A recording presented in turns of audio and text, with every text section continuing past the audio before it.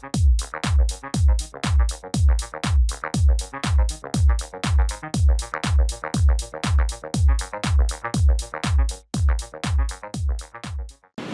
guys, it's Mark Rodriguez here. With me is Wendy. Would you call me? This is Droopy or Droopy Chan. Hi guys. Yep, and they were talking about Sonic 3. We saw it opening day, Friday. I guess it's Friday early night, for yeah. Thursday for some people, but we saw it Friday. Yeah, we saw it Friday night.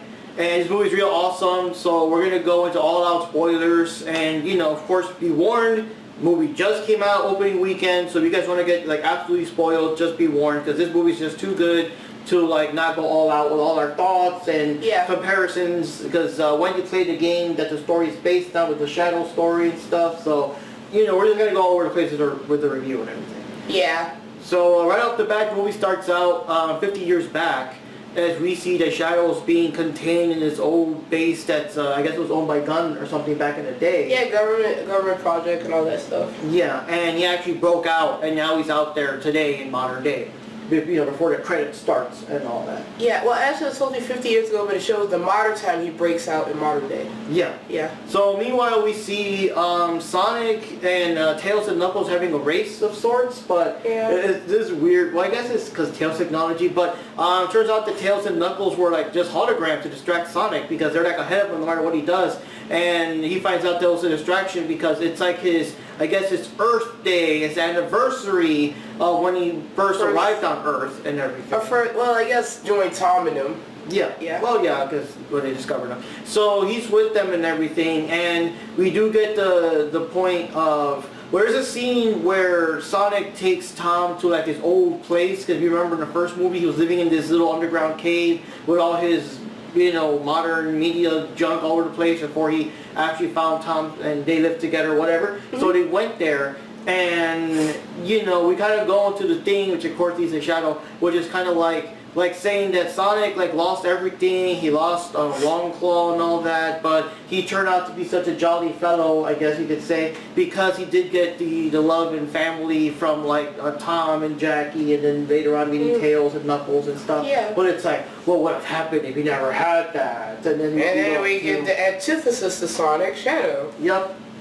And so yeah, so the government people from the last movie, well, I guess Gunn, they trust Sonic somewhat more now. So with the situation going on with Shadow there, they actually called them to go help them out and go to Japan, because like he's in Japan now, Shadow. Yeah. And you know, to stop them and stuff. So they go there, they do the whole Team Sonic thing. You know, Tom and Jack stay behind. And yeah, so they go out, and if you guys seen the trailers, kind of like that, they jump out. They take on Shadow, but Shadow just whoops all their asses. I still say I like the scene where Sonic is like, hey, let's talk, we don't want to fight, and Knuckles is like, I would like to fight him, and all that. He's just one of my favorites, you know. And I like when he gets beat up and stuff. He is way more formidable than that last hedgehog I fought. It's like, hello, I'm right here, you know. Yeah, just so you know, all the fighting was taking place in Shibuya. And you gotta recognize quite a few of the things that were there, including the much dreaded, hated, in my opinion, Shibuya Station. I can't stand that place. I hated it so much. It's just confusing. I hated that place so much. I would rather take a bus to get there as opposed to take a train into Shibuya Station. That's how much I hated that place. If I wanted to go see my a movie like at the toy theater, because that's where the toy movies were, I would take the bus. Yeah.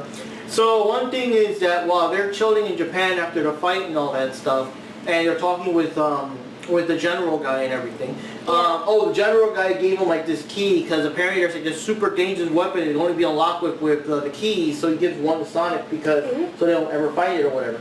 So they're surrounded by the Robotnik drones and everything. So they're, oh shit, you know, Robotnik found them or whatever. And the fact that they're like, wait, Robotnik's back? Because they thought he was saw at the end of the last movie. It's like that, huh? Yep. You know, you thought he died in his little mech there. And, yeah. So this super cool guy on a bike with a helmet on goes there and, you know, stops all the droids or whatever. And when the heroes give chase to him, which is kind of funny because there was a scene where Sonic was like chasing Shadow on a motorcycle, and Shadow had a gun like to represent the game. So now he's chasing this guy. Hey, you already did the whole motorcycle chasing once, you know, and all that. So we find out that this guy is Agent Stone, and you know, the guy that works for Robotnik, and he's telling him that someone else has been ripping off Robotnik's like inventions and stuff and posing at him or something. So he takes them to their hideout. Now, one thing that's kind of interesting though is that this is kind of different from the trailer, because the trailer made it seem like Sonic and Tails were actually looking for Robotnik directly to get some help. Like, oh, we can't do it alone. Like, don't tell me, we have to, yup. We got it like that. And here it's like different. Here it's like in the actual movie, Stone took them directly to their giant crab base. It reminds me of the crab meat from the game. Yeah. And everything. And Robotnik's, of course, all big and fat and now, out of shape, watching soap operas or whatever. No, you gotta be more specific. Telenovelas. Watching the telenovelas, yep. I love it. I still like how he wasted a lot of time making a big fancy burrito, takes a bite, just goes to rest. But yeah, so they decide to work together, and Robotnik, of course, uses his technology to pinpoint like where this imposter is coming from and stuff. Mm-hmm. And yeah, so they have to work together to find what this person is. And also at this point, Gunn is after Sonic and Team, but they think that because they met up with Colonel from the last movie or whatever, him, and since that area was attacked, and then Sonic and them are missing, plus that key card, they're thinking that, well, Robotnik's technology, Sonic and them are actually against Gunn now, so they're now our enemies, so they're after Sonic. Well, they want the card too. And the key card, so they're making the assumption that they're enemies now. Yeah. So, also throughout the movie we see more of Shadow kind of walking around, and you know, like, I've been gone since like for 50 years. It's out of the big thing, it said 2024. He said 2024, I've been lost for 50 years where, and he goes back to the old gun lab, I guess, where he was at, and you see the flashbacks with him and Maria, how they met, you know, stuff like that. Mm-hmm. And a mysterious person is like, oh yes, you returned to the old lab, and all that. And I gotta say, very clever, because the flashbacks did show a certain character a lot, but always from behind, or like a real quick, you know, like Maria just walks past them so quickly to really, you know, build up the reveal. Yeah. Yeah. So as you guys know from the trailer, of course, once Robotnik and Sonic and them actually they go in and go to the place, and there's a scene where Tails and Stone hang out. Yeah, they're splitting up, searching the old base, and that's what Stone is like. You know, he seems upset. He's like, no, he's not upset, but he's like realizing about his relationship with. Well, mostly because he's like, hey, so you're friends with Sonic and all that stuff, right? Yeah, we're friends with her. You know, just like you and the Robotnik, right? And he's like, we're friends. He's like, oh, yeah, you feel bad. That hurt me feels. So he actually had a subplot of Stone and how his relationship with Eggman. Take that as you will. Yeah, however you want, you know, like however you want to interpret that. However you want to interpret that, because in a way he's pretty much, I guess, feel like he's taken for granted and all that other stuff. You see how Sonic and Tails and Knuckles are as a team, but friends, they got your friends too, not just like assistants or whatever. Yeah, or here how Robotnik treats Stone is just more like, go do my laundry, shine my shoes, you are my slave, I don't know, I mean, you know, like that. Yeah. So anyways, when you do meet up with the person, it turns out to be Gerald Robotnik. Yeah. Robotnik's grandfather, which is of course the biggest difference between here and the games is he's actually coexisting in real time. You know. Yeah, and I'll go over a few changes later. And then, you know, the whole... And everything, they do the joke like, oh, we look so much alike, and we move, you know, so synchronized. It's almost like we're two different characters played by the same actor in a movie. I'm sorry, that was towards the camera. That was funny. I liked it. Yeah. So Robotnik is surprised that that he has a grandpa and all that, and they team up. They team up for their evil plans and stuff like that now. Yeah, so the main thing is that Gerald was mad about what happened with Maria being killed as a Shadow, and he pretty much wants to get revenge, power up his Eclipse Cannon, and then pretty much destroy the whole planet for what happened with humanity. But the thing is, Robotnik doesn't, you know, the main Robotnik doesn't know that. He thinks it's like, let's say Ivo. Let's say Ivo doesn't know. Yeah, he wants to, and which is a good point. I like that because they didn't mention that in other movies. Here, they do call him Ivo because that's, you know, at least in the American games, his full name was Dr. Ivo Robotnik, you know, and yeah, he thinks it's like a big plan to take over the world. He doesn't know about the whole wiping out everything until it's too late. So yeah, so there's more fights with Shadow and stuff, more flashbacks with Maria, which I really like because it fleshes it out more and it makes you feel more for it when they actually show the scene that that Maria's gone. And then let me see here. Okay, so then we get a plot point where there's actually 2 keys, and Sonic's got 1 key, but like the other key is inside like the gun hideout, like the gun fortress the or main whatever. gun location, which is in London. Yeah. So they have to figure out a way to get in there, get into their servers, try to get away past it to get to the second key. Yeah. So Tails comes up with an idea, and they have to bring Tom and Jackie back into the plot. And the thing is, while they were gone, you see them at home, and they were like, gee, it's so nice that we have all this quality time together without, Tails and Knuckles and Sonic around. And I'm like, this is the most boring couple on the planet.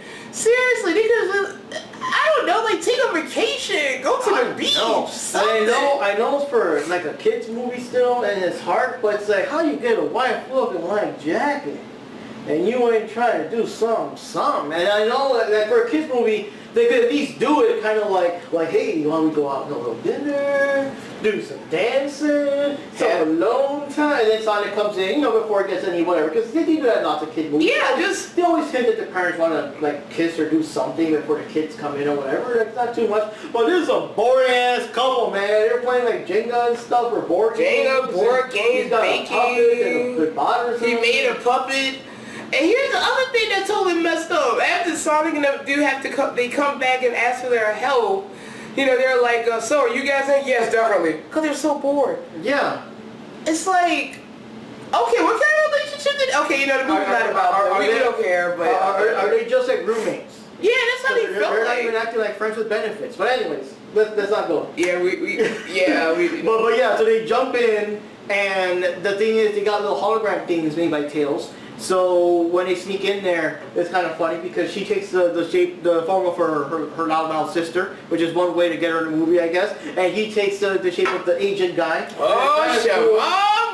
Oh, yeah. And it's cool because, because... He's an agent of guns. Agent of guns, but I mean, it's a way to sneak those actors in the movie, and it's also cool because it implies that they actually did get married for realsies, after the second movie and all that stuff. So yeah, she's in there, and the thing that's funny though is because she was the way she was acting more like herself, and then Tom, as what's his face, was saying like, no, your sister wouldn't act like that, and then he was acting all extra like all sweat, big headed, and like that, and then she went into sister mode.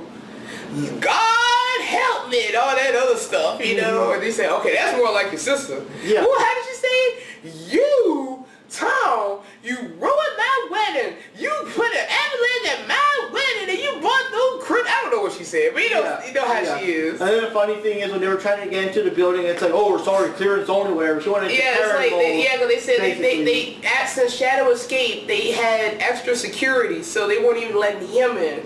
But she was saying, do you know what gun stands for? Government. It stands for whatever she says. I heard the use part stuff. It was kind of like go get nasty. Now you want me to get nasty? Like, no. Okay, we're letting you in, man. We're letting you guys in. Yeah, you go in there and tap and make it happen. Yes, man. All that.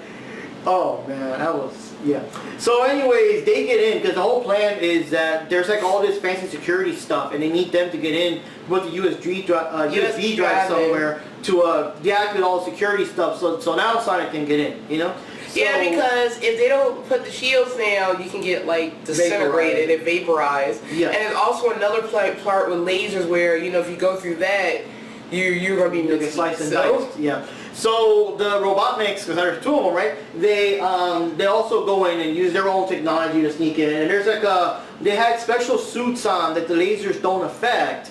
And the funny part, and I don't know how they did this, like behind the scenes, because of course they're both Jim Carrey.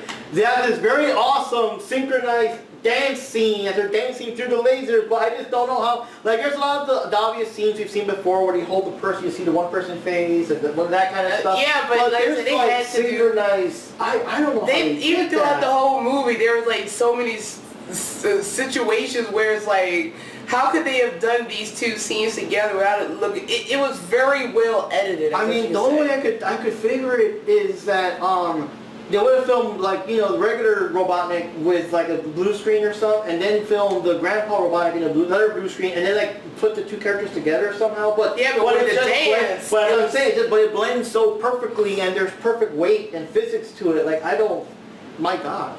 That you just have to watch that scene. Yeah. Well, and that's the thing. Jim Carrey was once again hamming it up. He just loves the poses. He loves the stuff.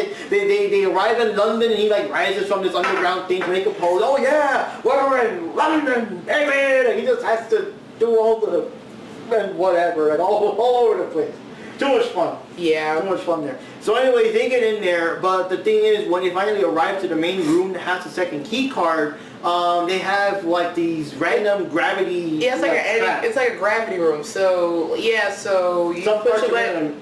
Depending on which button you push one button, it'll make you anti-gravity, sort of like in the second movie where Tails had the little anti-gravity thing. Yeah. Or the other thing that like just weigh you down. Yeah. So then by this time, the other guys they've already been discovered and captured. Oh yeah. But going before that though, with the USB, they got to the main room. Mm-hmm. They put the USB drive in, and the thing is funny because they were saying it's not working. Why isn't it working? Tails, it's not working.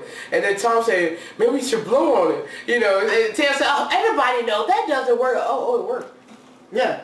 Good old Nintendo 90s stuff. But anyways, when they put the USB drive in and the security systems are down, it's like, there's supposed to be another USB drive with a little robotic mustache on there. So that means they got there first. Yeah. And they got there first. Yeah. But anyways, they do get captured eventually. So when Robotnik and then get captured by the gravity and the other soldiers come in, you see that, Tom and Jackie are captured and stuff. But then you also see that, Sonic and them are also all pinned down. So it's like a whole situation where they're all luckily, down everywhere. but Knuckles was the emergency card where he could bust through and get through in, but the gravity thing still was a problem. Yeah. So the thing is, the woman had the card. One of the top security officers had the card. Yeah, the main one that was thinking that Sonic and them were bad now because of what happened earlier in the movie. Yeah. So what's his name? Tom used the hologram to look like the Sergeant General guy, whatever. Yeah. And got the card from her and everything. But unfortunately, since Shadow has such a big, revenge thing against the General. Especially Gunn, especially anyone that works for Gunn, especially him specifically because he was a part of that project. Mm-hmm. He attacked him, but it turned out to be Tom, and then Sonic saw that, and Sonic lost it. Yeah. And it was just crazy, and and then Tom, unfortunately, he socked the fucking hell out of him, so he had to be taken to the hospital and everything. It looks all serious and everything, more stuff happens. They find out about the whole the Eclipse Cannon. They got to get to it. Sonic wants them to use the Chaos Emerald, the Master Emerald. The Master Emerald, so he can go supersonic, so he can just go after them. Because at first they were saying we shouldn't use it for for such purposes. Yeah, that was but it got to the point. The second movie. Yeah, and that was the whole point that that they wouldn't do that. But then Sonic's like, oh no, we're using it. Mm-hmm. But Knuckles is protector of it, and he can't let him know where it is. But that's not what happened. Mm-hmm. So in the end, Sonic goes off and gets the emerald and everything, and becomes supersonic. And he goes off into space, and he starts fighting against Shadow. And they fight along the moon and all this kind of stuff. And in the meantime, that's when we finally find out that Stone found out because Shadow was mentioning about it, and Stone's got, hey, that's kind of dark even for you. What are you talking about, Shadow? Yeah. So Stone calls Robotnik to warn him. With the little ringtone being the Eggman song from the Sonic Adventure series. That's fun. Yeah. So he tells them that, and the grandfather does reveal they want to wipe out the entire world because, the world took everything from me, I'll take everything from everyone, and all that. So we have actually the fight now between Robotnik and everything. Yeah, that was interesting because they kept turning into the appendages they kept creating. Like weird nanobot appendages of yeah, but they also resembling some of the enemies that you see in the games. Yeah. But that's just so weird. Yeah, especially the Mantis thing. I was saying, hey, it's those little Mantis things from Metropolis Zone from Sonic 2, you know? Yeah, that was weird. So Sonic and Shadow fight it out until they finally have a bit of a, you know, when you're both kind of knocked down and stuff. And that's where they kind of talk and get into the whole thing. And, you know, Shadow with the stuff he lost and Sonic with the stuff he also lost. But he tried to, like, keep a positive outlook because, you know, you can always make different choices. Yeah, sort of like what he did with Knuckles in the second movie. Yeah. And yeah, so they fight it out, lots of action, and now of course the big stakes now is that the cannon is going to wipe out the planet. It's going to activate, so both Sonic and Shadow become Super Saiyan hedgehogs, and they fly out to you know, to take the blast of the cannon, while Robotnik and Tails and them try to steer move the thing away. Yeah. And then again with the big sacrifice part where Robotnik gets up, they realizes that there is someone that cares about them down there on Earth. Yeah, because like, and also too, the grandfather, he was pretty much like, I don't, you know, you're no Maria, you know, like, you know, he likes his granddaughter, I don't give a crap about you. Yeah. You know, that kind of thing. So, and then that's when he realized he did have someone that actually cared about his well-being, and he actually had a message for Stone, and Stone was like, no, Doctor, I can't live without him again, you know. Yep. Oh, interpret that as you will. Mm-hmm. I know, if I can't take over the world, then I might as well save it, you know. You weren't just a sycophant, you were a sycophant. Oh my goodness. Oh, oh, and then of course, I love those lattes. I love the way you made them. Yeah. And all that. Was, oh goodness. It was cheesy, but... So yeah, it all blew up and everything, and I guess Robotnik didn't die, we don't know, because post-credits. But, we'll get to that in a bit, but... Yeah, and then, you know, the heroes arrive on Earth, they have to, you know, the whole atmosphere, whatever, but, you know, they made it home. And a couple of weeks after, I'm assuming, Tom is better now, he just has like a cast on, but they're all hanging out and everything. Yeah. And yeah, the movie kind of ends there for the time being, that they're going off to race again, but to race for realsies now. Yeah. Now, before we get into the stuff after that, before the credits come up, let's talk about some differences between the actual game and what happened here. And that's your corner, because I don't know. Like I said, I'm going by basic memory here. Okay. First of all, there you go. Oops, hi, Shadow. So the story started off pretty much the same. You know, it's 50 years earlier. There was a government funded thing also with gun involved, where they're trying to create the ultimate life force that's supposed to be good for humanity. Okay? Good for humanity. All that stuff. Keep that in mind. And Dr. Dr. Gerald Robotnik was one of the main people that was a part of that project. Okay? So they created the ultimate life form, Shadow.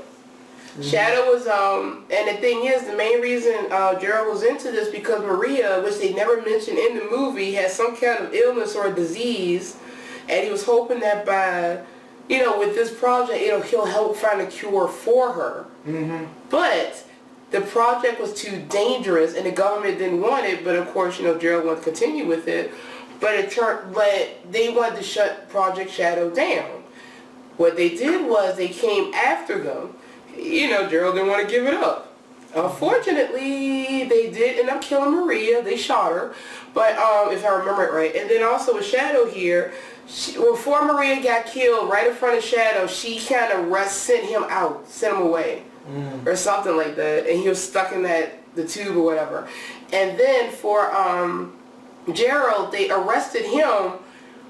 No, before they got to him, he reprogrammed the stuff so that way it would be like, you know, he did have that hatred for humanity after that, after what happened with Maria and stuff. So they finally arrested him.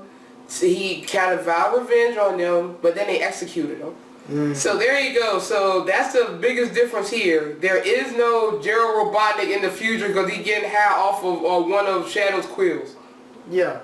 Oh god, that's another thing. You see in the first movie or two that Robotnik likes to zap himself with the quill or whatever. Yeah, the grandpa does that too with Shadow quills, you know? And even it's like, I'll help you, but on one condition. And it's like, oh, you got issues, doc. You know? Like, oh man. That was weird what that was till he was like, oh. Alright, so after that that's we get like to... hedgehog crack right there. Yeah, I mean, okay. So, okay, now we get back to the, 50 years later. Now in the game, present day Robotnik, was that Adventure 1 or 2, or which game was 2. it? Okay. So after that, he discovered the research that his grandfather had been doing. He discovered it. So he's the one that did had the space arc, which they didn't really use in this movie.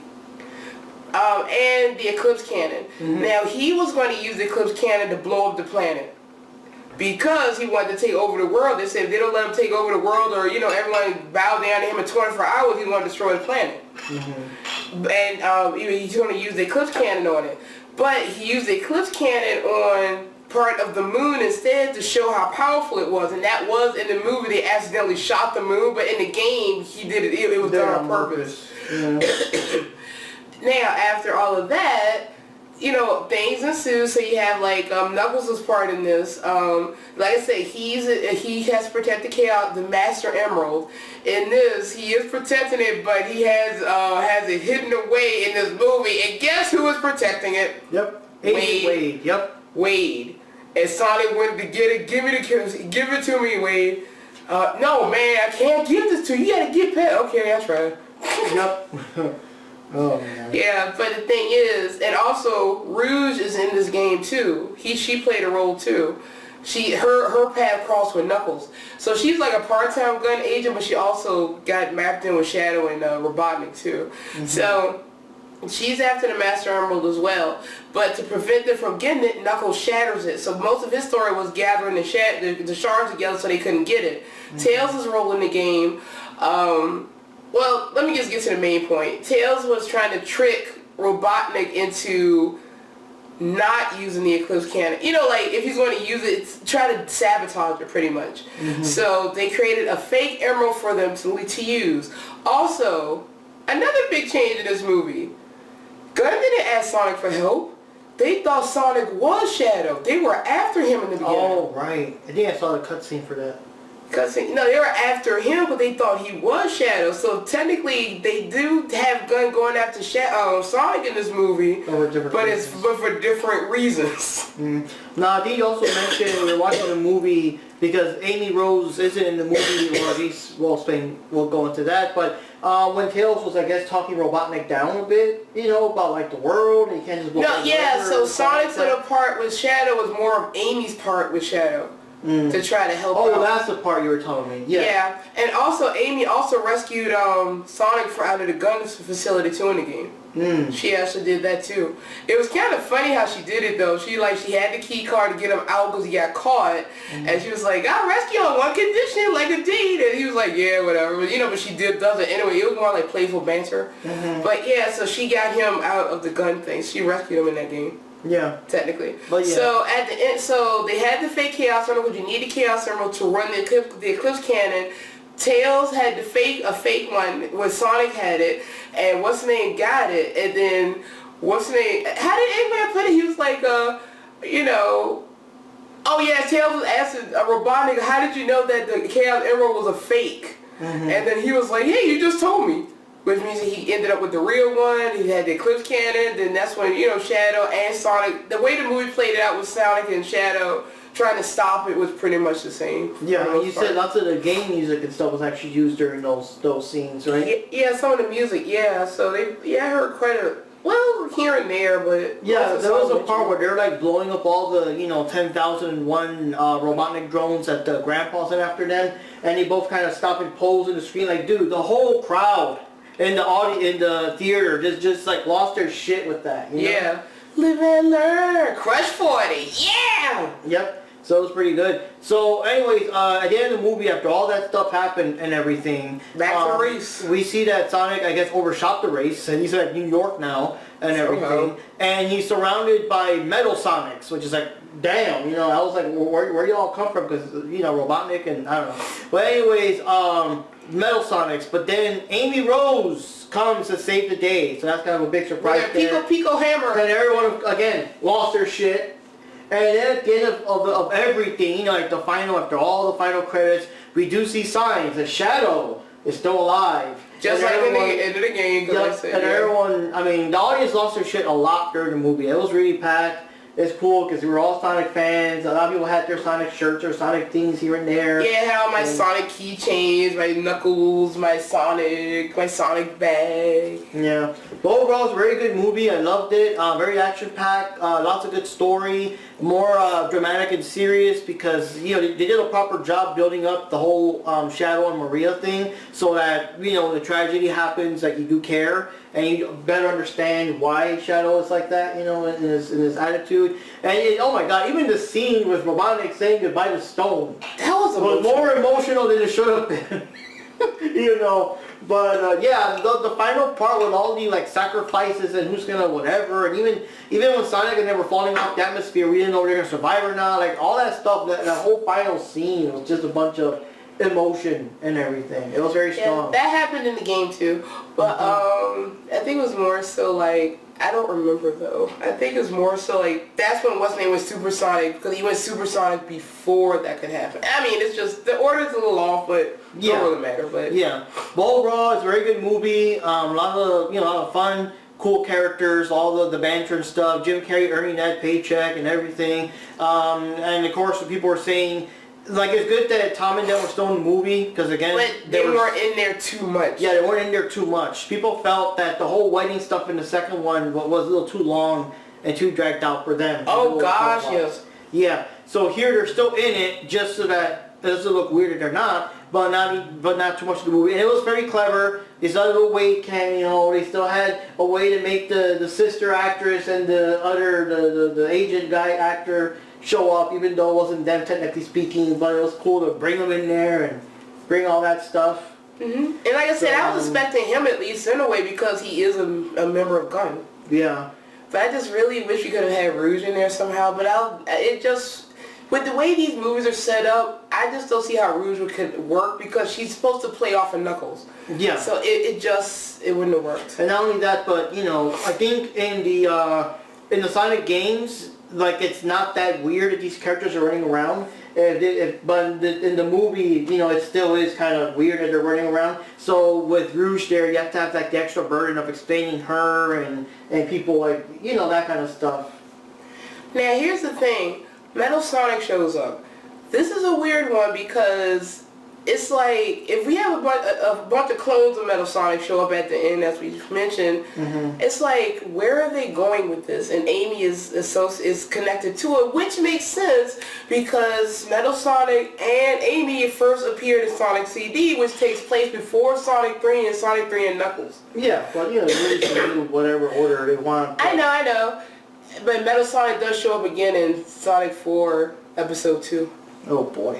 So I'm just wondering how they're going to go with this, or maybe the Metal Sonic on her planet, and how does she get there? Does she have rings? It's how? Or they're going to go to Silver for the next movie, maybe. Who knows? Because they did confirm Sonic 4. Sonic 4 is coming out in 2027 apparently.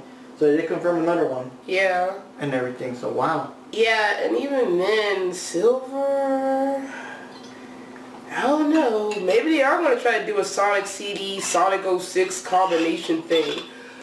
But Sonic 06, I think, is more about dimension travel as opposed to time travel. Sonic CD dealt with time travel. Yeah. Sonic 06 was more like a bad game that dealt with dimension hopping and stuff. Well, as long as they don't adapt the Sonic Werewolf game. I heard that one was called Sonic Unleashed or something. Oh god. That would be a weird one. He became a werehog. Yep. Well, you can't blame Sega for trying. Yeah. And that was interesting though. I remember the thing that people like about the game is that a lot of Sonic games are kind of messed up, but the sections where you played as regular Sonic, people loved them and they were saying, dude, this is awesome, this feels great. But then when you then it's the werehog stuff. I guess it's sort of like Twilight Princess, where you had to play as Wolf Link, and then you have regular Link.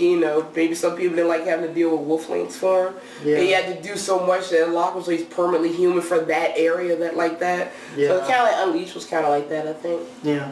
So anyways, guys, wraps up for this review, I think. That's all we can say. We just spoiled the whole thing, including the and something else, too. When they were in Tokyo, before Robotniks things showed up, they were at a Chow Cafe. So they got the Chows in there in some kind of way. Oh, that was I knew it looked familiar from something. I just didn't pick Sonic it up. Adventure. Yeah, I didn't pick up. It was a Child's. It was a child cat. It was like a child cafe. Oh, and I thought that was cool. And it's like, you know what? I can actually see that being a thing there. No. Them actually having they don't have the child garden, like you would in the game. So they just had the child cafe where they were sitting there and whatever. And then one of the kids saw Tails and they said, "Are you Detective Pikachu?" And Knuckles was like, "Yes, you do look like a Pokemon." Wrong. And Tails was not happy about that. Yeah, that was funny. Well, anyways, guys, I think we kind of said all we had to say, because, yeah, the movie was good. Good action, good drama and everything. It was a lot more serious than the other two movies, I think. Yeah, I like and that. Everything. So, yeah, pretty good. And like I said, I am really curious where they're going to go with the stuff with Amy, because I'm glad they're finally bringing Amy in here, but it's like, what is her personality going to be like? Because how did she save Sonic? And, like, the reason she fell for Sonic was because Sonic saved her in Sonic CD, and that's how she fell for him in the first place. But we'll see. Or it's gonna be like maybe like she admired him because he's so he's heroic or some sort of like how Tails was how Tails was. Yeah. Because another thing, I'm hearing that in the more modern games, they toned down a lot of that part of her character. Of her being a big crazy fangirl. Even then, it's not as exaggerated as people make it out to be. It's like there are certain parts where she gets like that, but not all the time. Yeah. Like I said, Sonic Adventure 2 is a good example of that. Yeah, she could have just stood there and been stubborn. I'm not going to let you out of that cage until you go out on a date or give me a kiss or something. But she did it anyway. She was just playfully bouncing, Yeah. Things like that. And I think it's like they overplayed it. You get that. It's sort of like Chi-Chi. You got the little from Dragon Ball. You got like the little aspects of her, and people exaggerate that. Yeah. Where maybe it's like, oh, she did it a couple of times. Oh, that's her whole personality. Yeah. Amy's character is compassionate. She's nice. She cares about people, and all this other stuff. But people tend to ignore that and go straight to, oh, she's just a Sonic fangirl. Yeah, and like I said, they're toning that down in the more modern games. So I think they might do that now because they may not want to see her so like that. But that's the thing, she really isn't. That's what I'm saying. Yeah. It's over-exaggerated by fans. Yeah. But, was she like that in Sonic X, though? Not really. Oh, she liked it. No, they did. That she liked them, but she still had her compassionate, caring side when it came to other people. In other words, she wouldn't sacrifice her friends just for the sake of Sonic. Oh God, yeah. Yeah. Like so, other animes and whatever. Yeah, so that's why I was saying, like, yes, she likes Sonic, but yeah. And the fact that she's had her character arc when she said she knows she can run on her own. Some of her character things kind of point that out. Yeah. Just like with Tails. Yeah, like I said, I think we kind of covered everything we could about the movie. But the bottom line is that it was a good movie. It was awesome. Fun. It was a hell of a way to end the year too. I think it's the best movie for this year to end the year. Right? Yeah. And sorry that we're rambling so much. It's just so many things we can say about this crazy movie. But like I said, Stone got me. Stone, man. And like I said, Robotnik, he earned that paycheck. He probably earned 2 paychecks with the 2 characters or whatever. Isn't it messed up that Stone's storyline with Eggman is still, I hate to say it, I know it's old and tired, is a better story than Twilight? Yep, better love story than Twilight, yep. People still say it once in a while. But anyways, guys, this is Mark signing off right here. Bye, guys. And I still wish we had Rouge, but like I said, she wouldn't have fit in this. She doesn't fit here. Yeah, they might have that in the next movie somehow. I don't know. I just don't see how, unless they involve Chaos Emeralds. We will somehow. Because another thing, movies love their tropes still. It's like the good girl versus bad girl part. So they probably do want to see a Rouge versus Amy fight before Rouge finally gets into. Well, she's not a bad guy, but she wants to steal things, She might still be a kind of bad guy in the beginning of the movie, then she kind of sides with them later or something. You know how it is. Yeah, I guess so. But wow, we got the whole collection here. Basically the only characters missing are like Rouge and Shadow, I think, of the more major ones. I know there's like countless other animal things, like Cream and all them, but I think of the major ones. Cream, Big, Blaze, Silver. Yeah, the major ones, I want to say Rouge and just Silver. Rouge and Shadow. I say Rouge and... No, I'm not even going to say Silver, I'm going to stick with Rouge. Maybe Silver and Blaze. Well, because he's just a Hedgehog, though, and the Hedgehog, you know, they take precedence in this series, you know? Yeah. Yeah. So anyways, guys, one more time. We're signing off. You have a good one. And definitely, if you're any fan of the Sonic games at all, and like the first 2 movies, see this one. It's the best one of the bunch, and that's saying a lot because the other 2 were also awesome. Yeah, way better than the first one. Well, yeah. Anyways, see you next time, guys. Bye.